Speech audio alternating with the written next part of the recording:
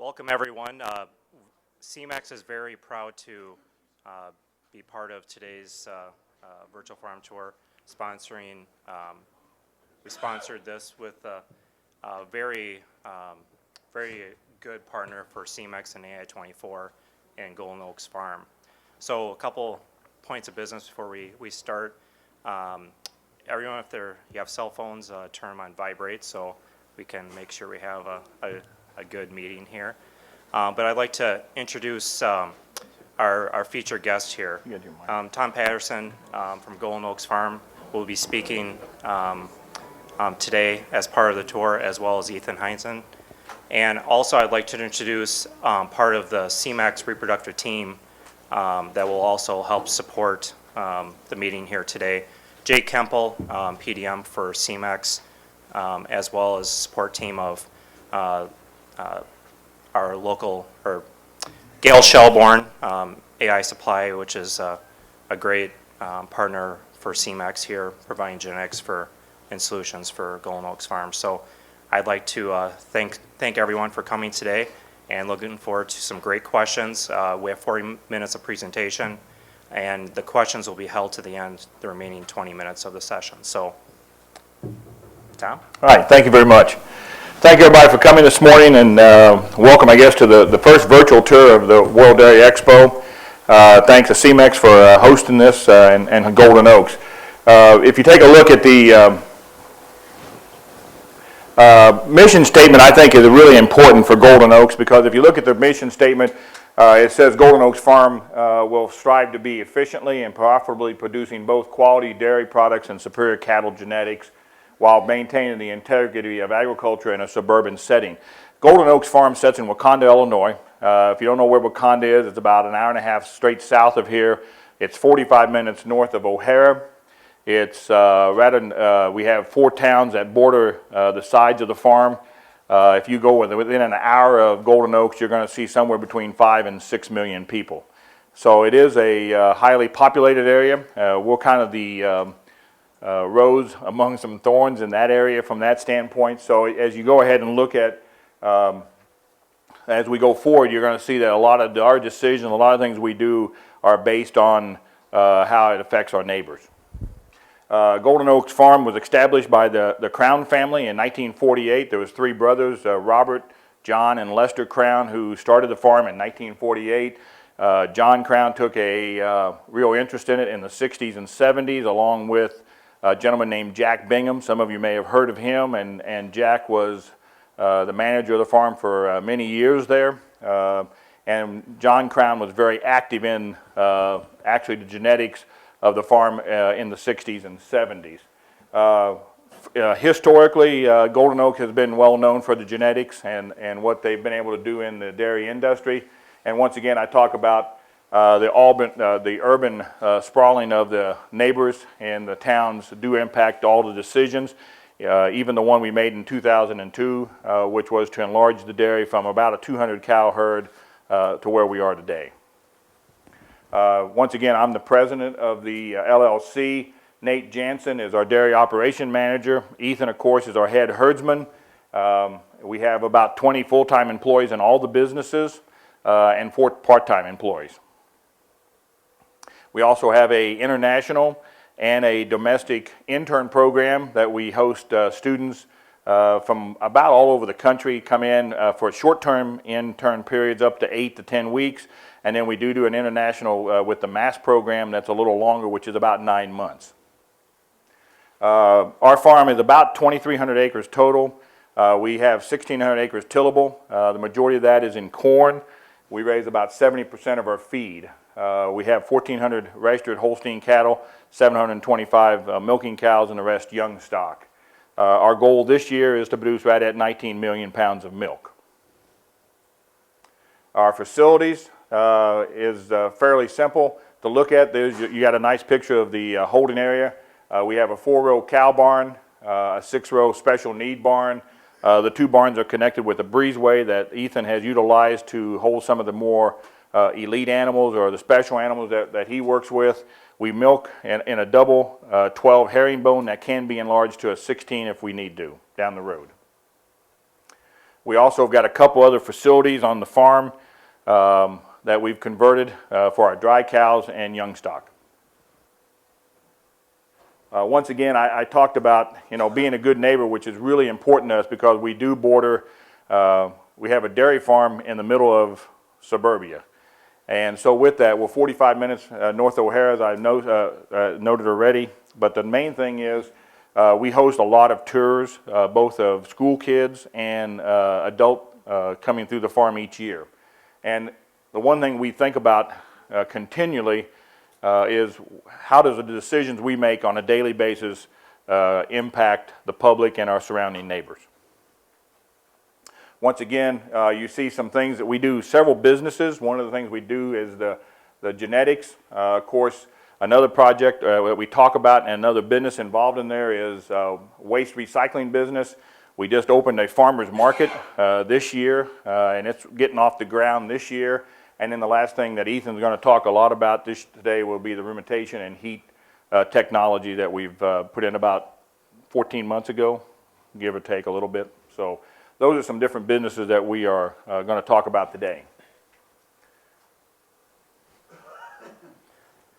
Just before I get started on about the genetics we work with, I'd like to touch on the internship program we work with. I was fortunate to be the first one.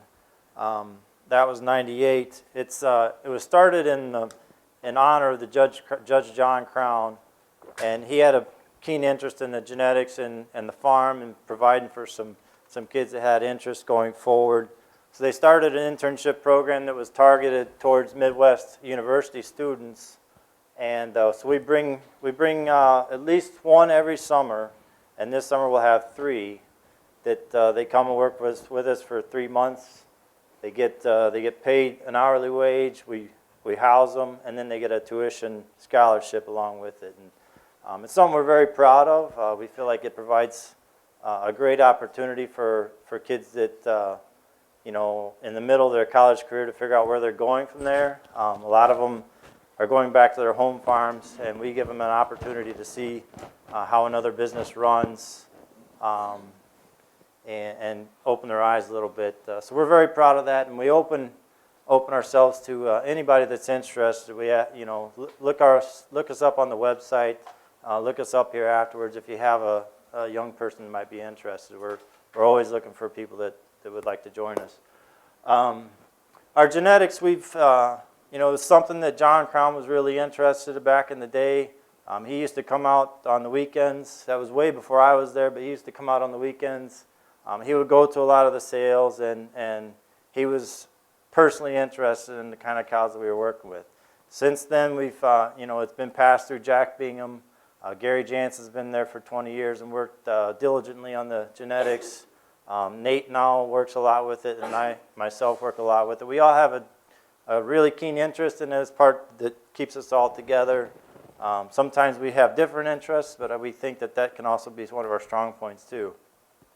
But our focus is to breed and develop the best black and white and red and white genetics we can. And we've done that, tried to do that for years. Right now our herd consists, we have 41 excellent cows and 100, just shy of 200 very good cows in pretty much a commercial environment. They're housed on sand. We do the best we can to take care of them, and we're pretty proud of some of the cows we have in the barn.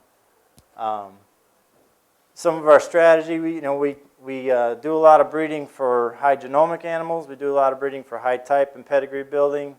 Our purchasing strategy is we try and find an animal that will be valuable in the marketplace, so as something we can build from a family standpoint, and also market, in the short term. So, a lot of what we look at, in black and whites is something that might have some genomic numbers, but has a really good animal and a really good family.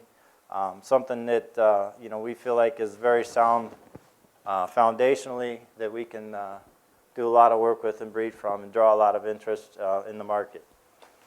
We use an extensive embryo transfer program, and Dr. Hornicles from Sunshine is with us today. He has been one of our major partners in doing a lot of work with that. We have since, in the past 4 or 5 years, started doing a lot of IVF work with them too. And we are constantly, about 1 or 2 a week, cows we are flushing either at our place or at Sunshine in a week's time. This is one of our brood cows, we would say, right now. We bought a cow that was named Scientific Beauty Ray, I think in '02. And this was her dam. Beauty Ray was a maternal sister to the debutante Ray family going back into the Roxys. We bred, I think there's 8 or 9 excellent daughters of the Beauty Ray cow.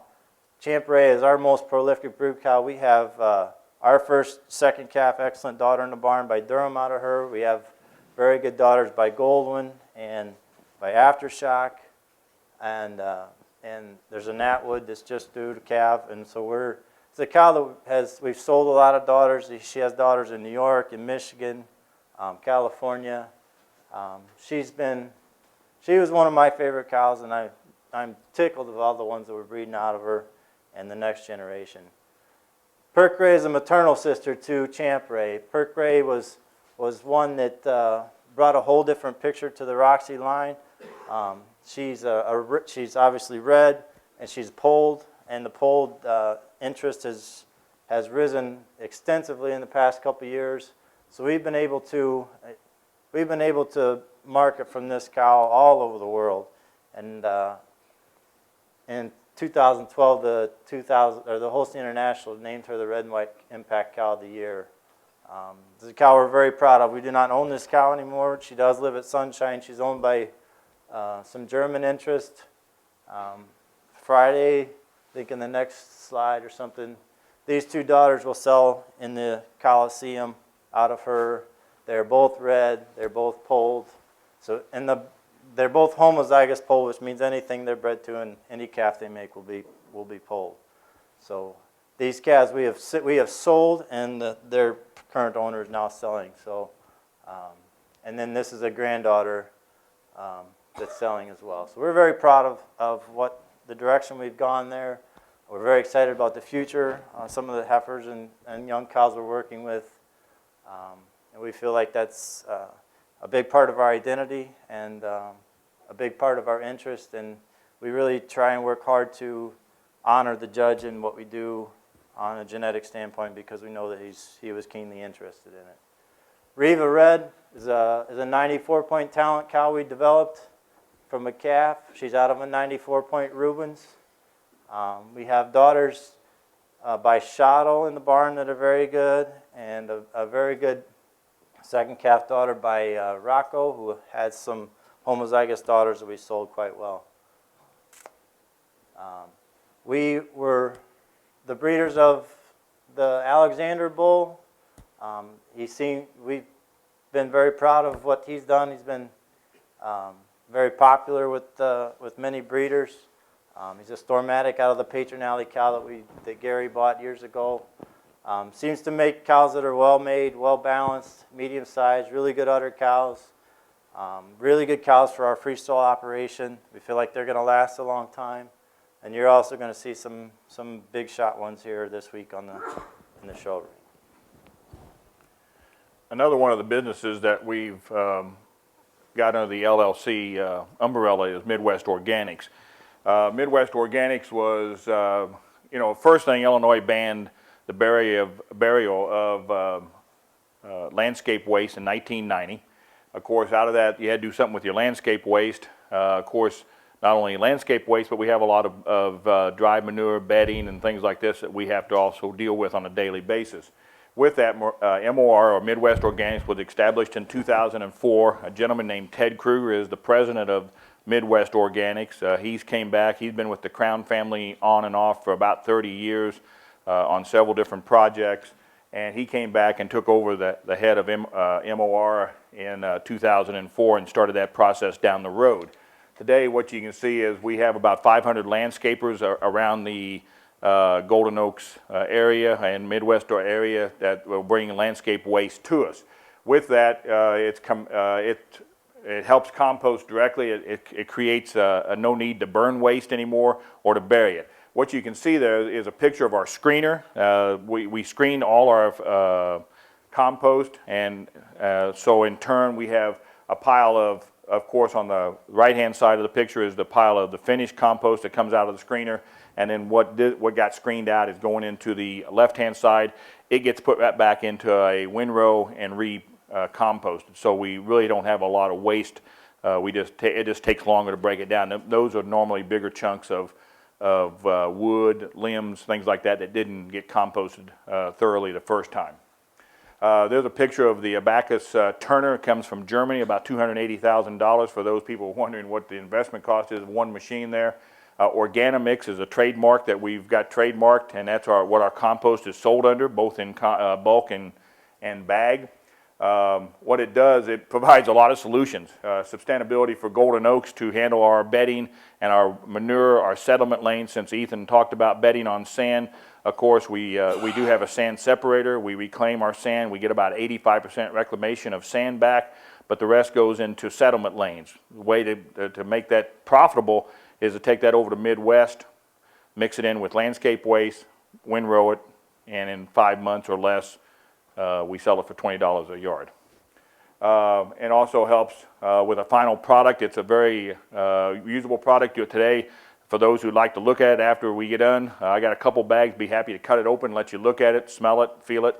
You'll be surprised how well it keeps in a sealed bag in the sun even. For those who go to big box stores, you'd understand what I'm saying. You go to a big box store, find a package of compost in a big box store, and it'll have green mold on the inside. Composting is very simple. It's a mixture of nitrogen source with a carbon source. Different types of nitrogen sources that we have: grass clippings, prunings, seaweed, because we're in a lot of lake area. A lot of townships bring seaweed to us. Of course, dairy manure. Carbon sources are leaves, bark, straw, wood chips, other bedding material. With that, go ahead. With that, you can see there's a picture of just a handful of the compost that is finished. Once again, some of the selling features: it's odor-free, it stores well. We screen it to a real fine texture. You'll see in the bag after the presentation today. And there's some benefits. I won't go through all the benefits, but a lot of athletic fields like to use it for top dressing on their athletic fields after they're done in the fall. It really does promote healthier soils. It helps retain water. It reduces fertilizer demand. So there's a lot of positives to just a big application of compost on things. And of course, then in the smaller settings with landscapers and gardens and house plants and things like this, it's a very saleable product. You're going to see a short clip taken from the Midwest Organic site. There's a raw pile of tipping just came in, or the raw products. The grinder's right there. Once it's ground, it comes out, and you thread off to the far left of the screen was a pile of ground stuff that you mix your manure with. A picture of the windrow before the turner comes in. The gentleman taking the two things is taking out oxygen. 3 things we measure for is moisture, temperature, and oxygen level of each windrow. Before the turner comes in, that turner is going to start down each windrow. It runs at about 2/3 of a mile an hour is top speed for the turner. Patience is a key there. You can see there's several windrows. We're licensed for 80,000 cubic yards. Right now we're making about 60,000 cubic yards of rough compost. We've just got permitted to take food scraps as another one of our byproducts for the compost. You can see the turner working there. A little bit of dust coming off, but you see a lot more steam coming off than you will dust, because that windrow is turning between 120 and 150 degrees. It will reach up to 170 degrees. If it gets that high, you've got to turn it, because we don't want the temperature to be much over 150 for the aerobic breakdown of the compost. Once again, another picture of the turner as it's turning. That's the essential way to speed up the process of the composting, is keeping it turned, keeping the temperature and the moisture levels constant through the process. Yeah, he's got it wide open. He's going wide open there. Once again, picture of the compost being turned. There's not a lot of different processes. It's a lot of repetitious things. You'll see a picture here in just a moment of a close-up of compost that's about 3 weeks old. And it'll zoom in here in just a second.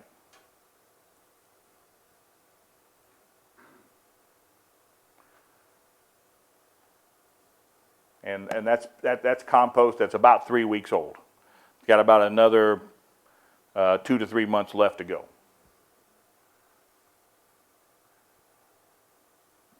Composting just being turned, and once again, the conversion rate, some people ask what the conversion rate is, about 4 yards of raw to 1 yard of finished product.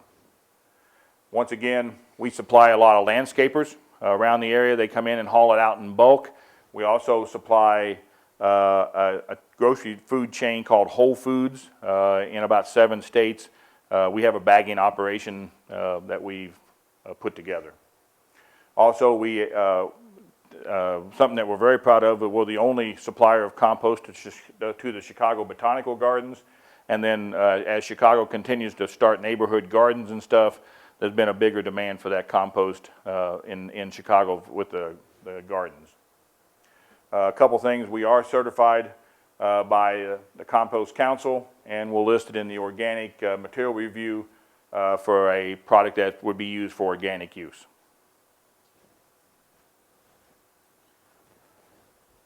Now getting to part of our sponsorship with CMEX and our partnership with them. You know, we started on the AI24 program a year ago this July. And at the time we invested in it, it was when they were coming out with the HR tags. So we were fortunate to get started with that too. We'll talk about the HR tags as we get a little down the line. Part of our interest in getting into working with this system was we felt like we had room to grow from a reproduction standpoint. And with our location and our neighbors close to the city, some of the traffic we had, we felt like it was in our best interest to look at something that might be more responsible from a hormone use standpoint. And this was one of the solutions we came to. We wanted to improve our efficiency. I do a lot of the breeding. I'm much more comfortable breeding on natural heats. This was something that gave us that opportunity as well. We looked at our investment in drug costs on a yearly basis, and what kind of return on investment we might have. And we feel like now we're looking at hopefully less than a 2-year payback that we're looking at on results of the system. Just a little bit about the tag. This is just the heat tag, and this is some of their information. It's really pretty simple. This is some of the reports we'll see. They do store data on 2-hour increments. For the cows, we read every time we go through the parlor, so we get updated information 3 times a day. And this is the big one, our reduced our drug costs. So this is a report, and just to go back a little bit of what we were doing before was pretty much a standard pre-sync, off-sync program. So we were on 2 pre-sync shots that day 45, and then 2 weeks later, and then 2 weeks after the second pre-sync, then we would dump them into an off-sync program. Probably it wasn't extremely unique to us. The one unique part of our program is that we do a lot of embryo transfer. So off our second pre-sync shot, we'd have them set up 60 to 65 days. If we've got good heats, then we would use a lot of those for recips at that time. We do that similar program as far as the recips now, but we use a lot of, we find those heats off the system. So this is the standard report of our heat report. So you'll see, it's the number of the cow, her lactation number. In this case, we've got 2 that are early lactation, have strong heats for us. And then we get over here, and this is the times we've got the time window we have to breed them. So in this case, we've got a 26-hour cow. She's one that's just popped up on the system. She's just starting her heat. So she's one that, depending on the time of day, if this was, she just come through the parlor at noon, she's probably going to be a cow that we check again as she comes through the parlor at night and evaluate whether we do a night breeding or a morning breeding on her. So essentially we have 26 hours to get the semen in them. We like to aim for 18 plus to get the semen in them at that time. That seems to be where we fit them in right. And it works well for us as I do a lot of breedings in the mornings and the afternoons. I have another guy or two that can do it as well, and then I have a guy at night that breeds at night too. So we feel like we can hit them pretty much in the right window all the time. It does take some evaluation because you get updated information as they go through the parlor, and they will change on you, but it's a little bit of a learning curve there. So this is a graph of a cow that is repeated on cycle, and so this is her activity. The green is her activity, so she's had 2 really strong cycle heats. The purple is her rumination monitor, so you can see how they go opposite directions, rumination. So in certain cases we look at this, if you don't have such a strong heat, we do look at the rumination to see if we do have a cow that maybe she was just active for whatever reason, and we can kind of use a secondary confirmation with the rumination to see if maybe she was actually in heat based on a rumination going the opposite direction too. The HR tag, it's the same thing with the activity monitor. We have the green ones with our heifers. We have the HR tags in the cows. So it does identification, activity, and rumination all in one.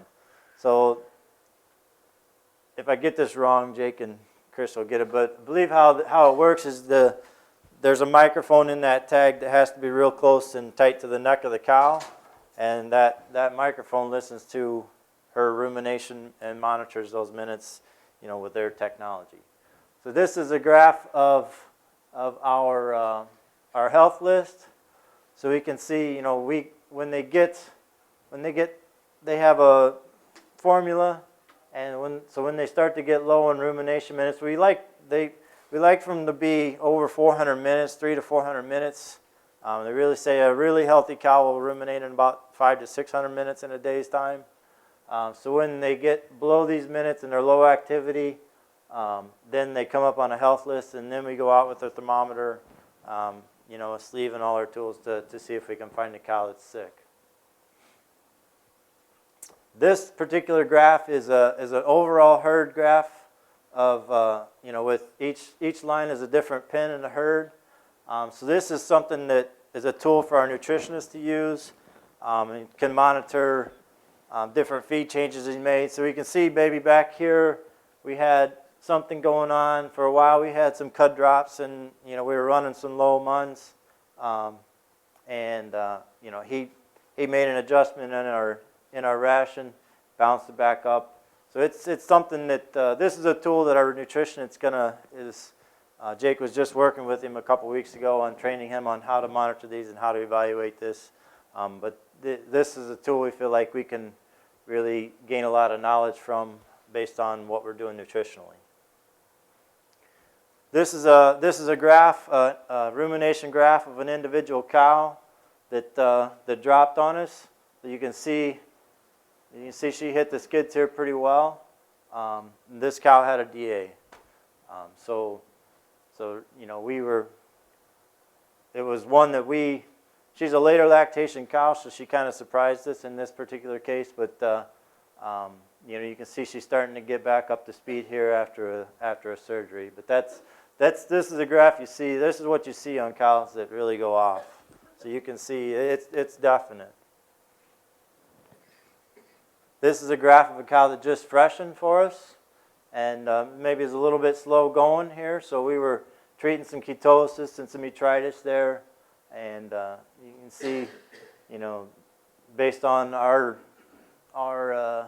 efforts through, we kind of slowly got her built up and got her going there. But we use these graphs on our fresh cows. I don't know if we have a fresh report on here, but we have a built-in fresh report we take out with our milk weights from Dairy Comp, so we can evaluate our milk weights along with the rumination numbers. And our idea is to try and use what the system does for us, and use our eyes and use our milk weights, and maybe not spend quite as much time on every cow that's in that 0 to 10 day window, and maybe more time on the few that are maybe off a little bit. And so make our time more efficient, let the system be another set of eyes for us and work for us that way.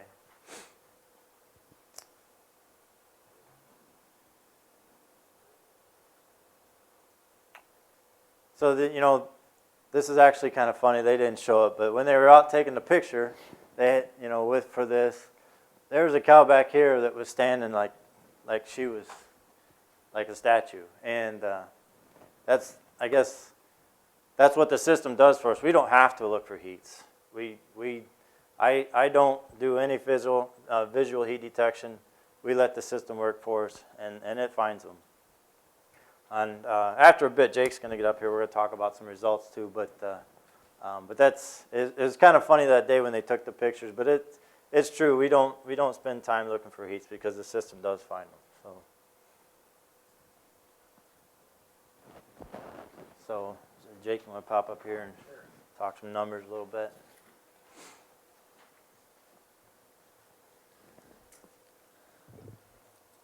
My name is Jake Kempel, and I'm a large herd specialist with CMEX, and I work closely with Ethan, Nate, and Tom at Golden Oaks, helping to monitor reproduction, training of the.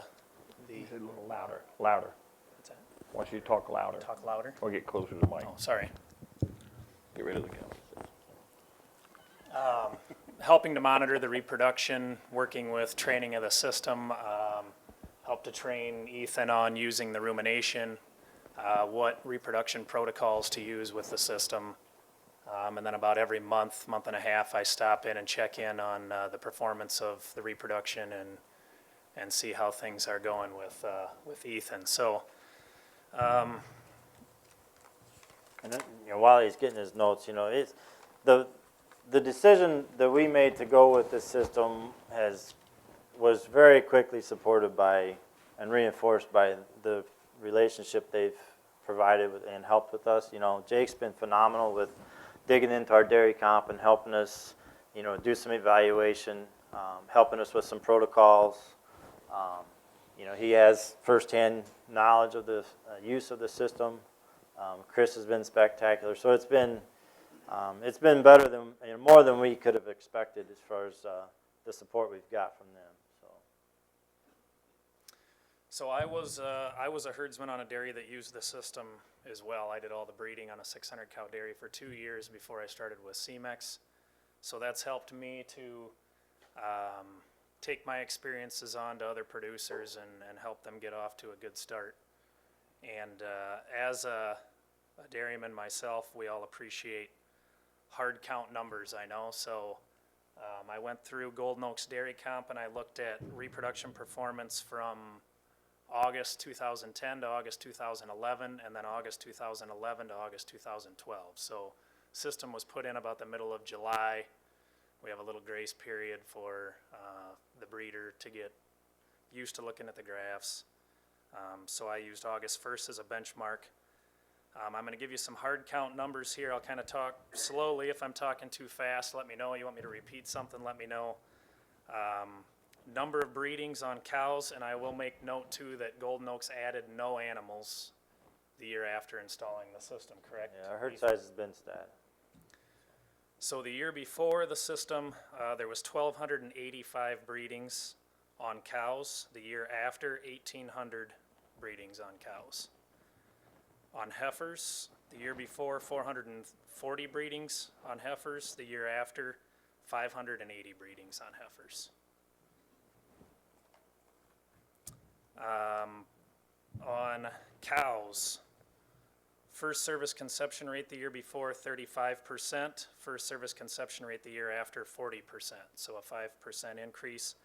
Overall conception rate on cows was 30% the year before, 35% the year after. So another 5% increase in conception rate. We did see a 2% increase in pregnancy rate from the year before to the year after. Standing heat conception on cows the year before was 21%. The year after, 40% on standing heats. Timed AI, the number of breedings the year before was 810 timed AI breedings. The year after, 180 timed AI breedings.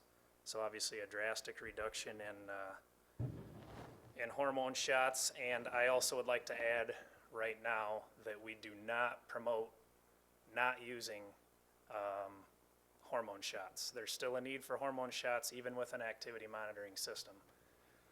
So I just want to make that very clear. Heifer first service conception rate the year before was 52%, 64% the year after.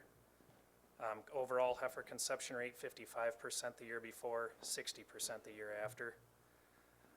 As Ethan stated, Golden Oaks does a lot of embryo IVF work. So I did look up IVF and embryo conception rate percentages. The year before, embryos were 47%. That increased to 60% on embryos. IVF increased from 50 to 56%. Average days to first service was 80 the year before, 85 with AI-24, so we actually increased first service by 5 days. And as Ethan said, they're doing a pre-sync with a cherry pick using the system, and then they will just visually watch, or will use the system to watch cows for heat until about 80 days in milk. Correct, Ethan? And then if they haven't been bred yet, they go into an off-sync. But the system is picking up the majority of those. Days open dropped from 147 to 135 so far.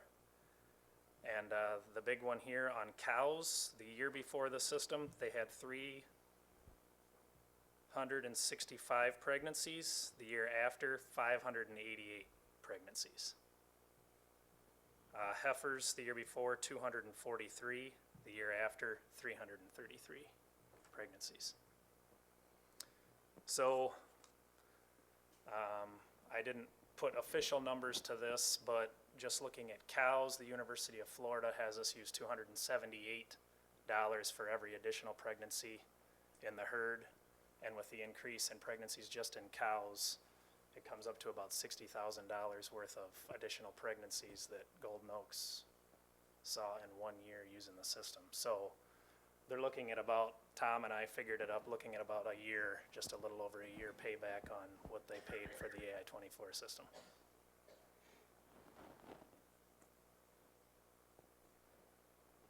Just to get back a little bit about, you know, when we did start using the system, our idea was to go off off-sync as much as possible, and it still is.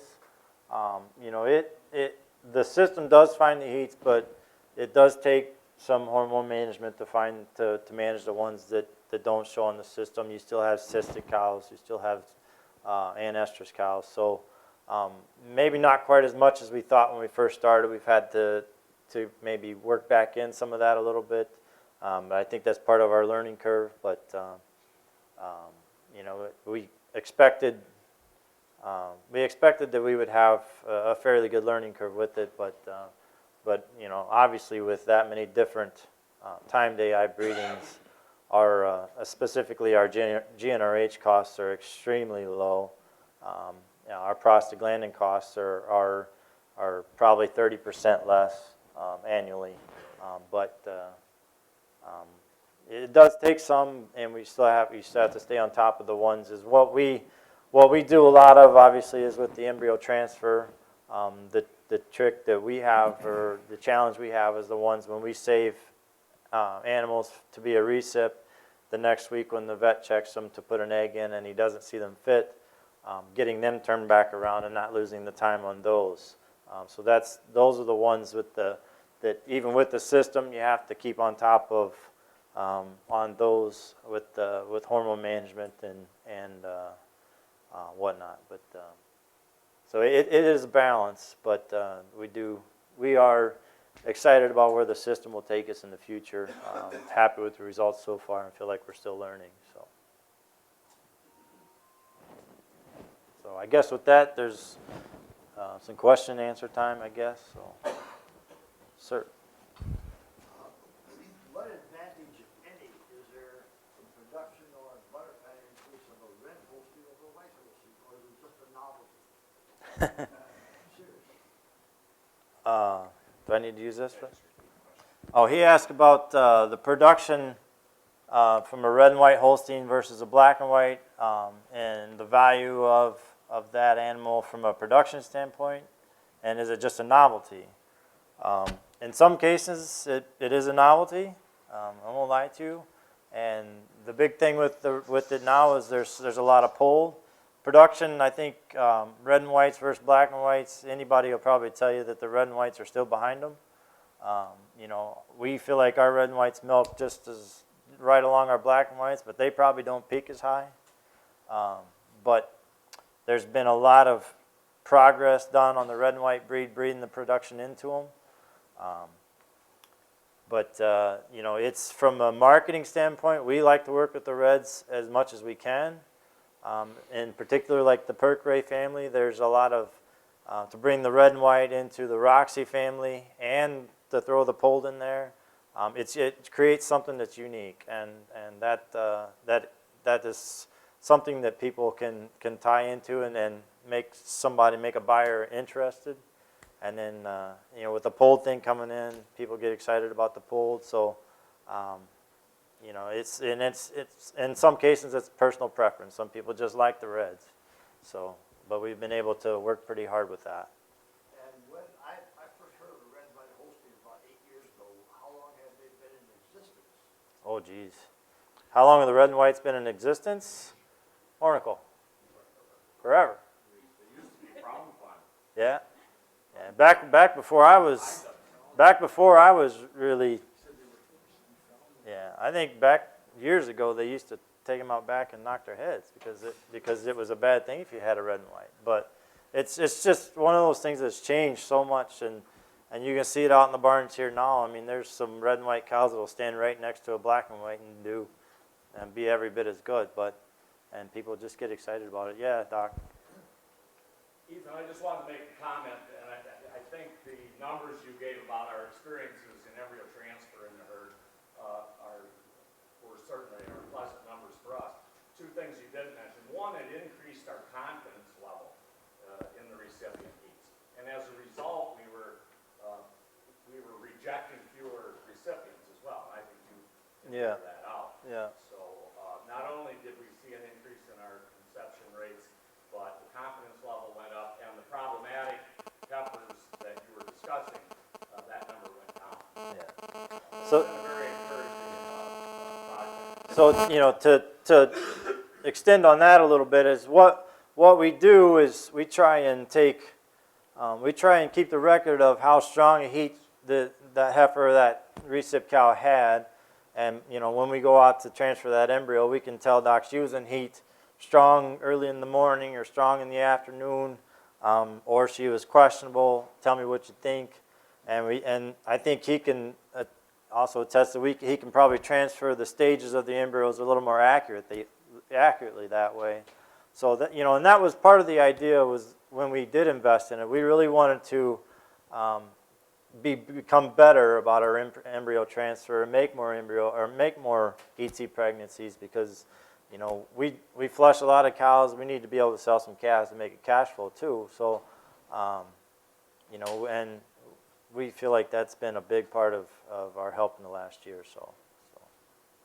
When you have a calf born that may or may not be polled because it's heterozygous or homozygous, how long does it take to tell if that calf will be polled? And you need a DNA test to get the P added on the name? Can you tell when they're born? He's asking about the polled calves and how quick we can tell they're polled, and do you need to DNA test them? I think you have to DNA test them to get the official polled, or whether you have to test them to see whether they're homozygous. We can tell. We feel like we can tell. I can't. I'm not quite as good, but our calf girl can tell when they're wet, whether they're polled or not. So. Yeah, you can feel the button on their head, you know. So hopefully we don't go out with a dehorner on a calf like that. But if the calf is supposed to be homozygous polled, will that automatically come up on registration as a P then, or do you still have to DNA test that calf too? If both the mother and the father, you know. I'm not exactly sure about that. I think that you may have to test them, but I'm not exactly sure if it's imputed or if it's automatically. Obviously you've got two homozygous parents. I'm not exactly sure about the procedure to get it official, but If you had two calves, same genetics, one polled and one wasn't, how much more valuable is the polled one? right now, he's asking about the difference in the value between one that's polled and one's not. Right now, it's quite a bit. I mean, we had the Reva red cow is a cow that's, she's, type E red. She doesn't have any polled or anything in her. We bred a polled daughter out of her, out of a son of Perkray actually, and then we had two homozygous polled daughters of hers that were genomically above parent average, but nothing outstanding, and as comparative to some of the really high ones. And we sold the two of them for about 35 grand combined, because they were homozygous polled and they didn't have the lawn boy in the pedigree, and people can, and because people know, then you can flush her to whatever, and you're going to get polled calves. So it's, and that's just a small example in a calf that we bred, and she was the better one was a nice calf, but not a big show calf or anything like that, but just really sound. The other one was a regular kind of calf, and it's a crazy thing right now, but we've been fortunate to have some background in it with the Perkray cow and have something built into us. But we've actually marketed this year a lot of our polled animals because of the popularity and their interest in the marketplace. So we're kind of in a state right now where we're looking at what kind of polled genetics we can get back into to add it back into the herd a little bit. And they're dominantly red and polled, the polls are, you don't have any black polls? There's very few polls in the black right now, but it seems where the market's going is and what we're doing is, if we have a homozygous polled daughter that we know we can make polled calves, we'll breed that one black to get a black polled one and start. That's how it's going to get pushed into the black and whites.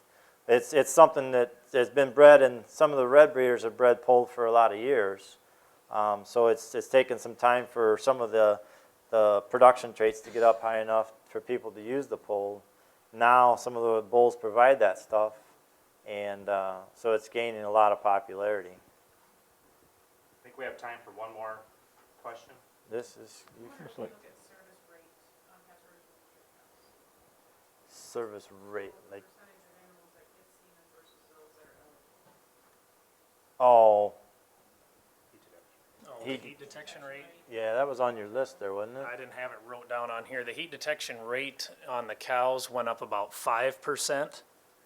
The heifers, I'm not 100% Yeah, we'd have sure to look on that that. up. But what I've seen with dairy comp, as I work with around 70 some herds that are using this system, 70 to 80 herds, the more timed AI that is done on the dairy, it has an influence on the pregnancy rate and the heat detection rate, because with timed AI, we're forcing cows to be bred on 21-day intervals. With activity monitoring, we're actually breeding them whenever they feel like coming into heat. It can be on a 21-day cycle. She might cycle every 24 days. She might come in 28, 30 days from last heat, and that throws off the heat detection rate and the pregnancy rate numbers. So I do look at it, but it's more important to be looking at how many cows are getting semen in them, the actual number, and how many we're getting pregnant.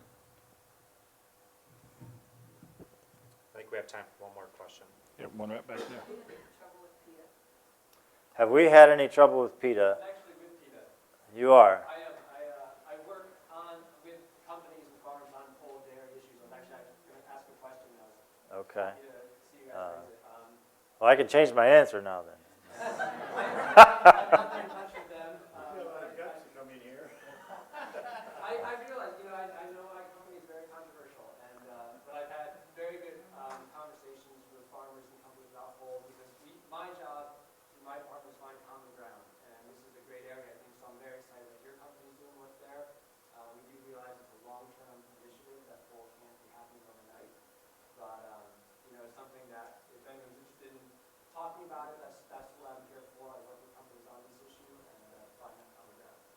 Thanks for the comment. In our case, we have not had trouble with them, and we make sure we don't.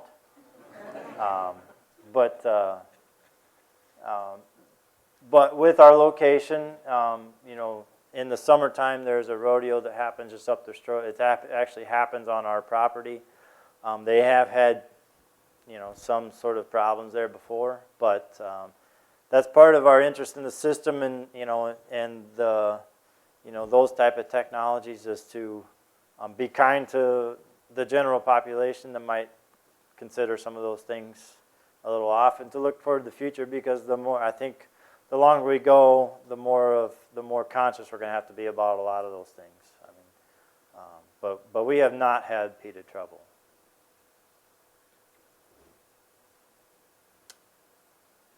Maybe time for one more? Sure.